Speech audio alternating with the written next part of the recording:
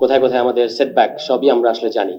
আমি সুজনকে ধন্যবাদ জানাই যে তারা কনসিস্টেন্টলি যেগুলো জনগণের স্বার্থ সংশ্লিষ্ট ইস্যু সেগুলো নিয়ে সবসময় সক্রিয় থেকেছেন এবং আজকের এই গণ অভ্যুত্থান পরবর্তী বাংলাদেশের সংস্কার এবং নির্বাচনী চ্যালেঞ্জ এবং ইশতেহার নিয়ে তারা যে আলোচনা আয়োজন করেছেন এটা একটা অত্যন্ত গুরুত্বপূর্ণ আলোচনা।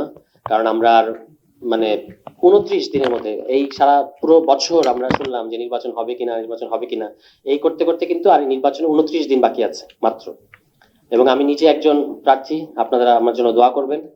আশা করি এমন কোনো কথা বলবো না যেটা আচরণবিধি লঙ্ঘন হবে, কিন্তু কিছু সত্য বলা উচিত যে আমরা যে পরিস্থিতিগুলো ফেস করছি নির্বাচন নিয়েই কথা বলি। এবং এর পাশাপাশি গণভোট একটা খুব গুরুত্বপূর্ণ, আপনারা জানেন যে এটা নির্বাচন দিন একই সাথে হচ্ছে। নির্বাচনের পরিস্থিতি 29 দিন আছে, কিন্তু এখনো পর্যন্ত নির্বাচনী আমেজ যেটা বলা যায় সেটা কিন্তু এখনো তৈরি হয় নাই।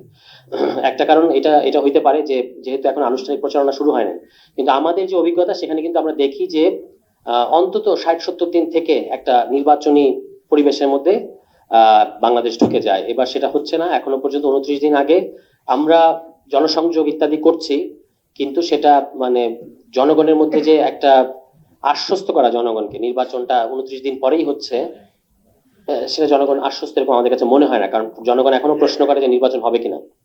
এখনো 29 দিন আছে নির্বাচনের বাকি, কিন্তু এখনো এই প্রশ্নটা ব্যাপকভাবে আছে যে নির্বাচন হবে কিনা। তো আমার কাছে এই প্রশ্নটা অদ্ভুত লাগে যে কেন এই প্রশ্নটা এত বারবার আসে, তার মানে কোনো একটা কারণ আছে।